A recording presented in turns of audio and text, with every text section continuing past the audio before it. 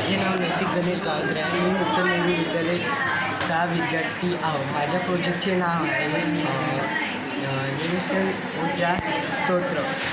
याच्यामध्ये आपण नॅचरलमुळे electricity generate केलेली आहे, जे वापरलेले आहे स्वतः. जसे की आपण बघतो की आपण जे आजपर्यंत ते वापरत आहोत ते इलेक्ट्रिक कोयला झाला, खनिज तेल, जे दगडी कोळसा ते आज किंवा उद्या भविष्यात संपणार आहे. त्यामुळे आपण आत्तापासूनच ते संपल्यानंतर आपण कायच्यामुळे इलेक्ट्रिक जनरेट करायचं ते मी तुम्हाला सांगणार आहे. तर पहिले आपण सुरुवात करू पवन चक्की. पवन चक्की उंच जागेवर लावलेली असतात.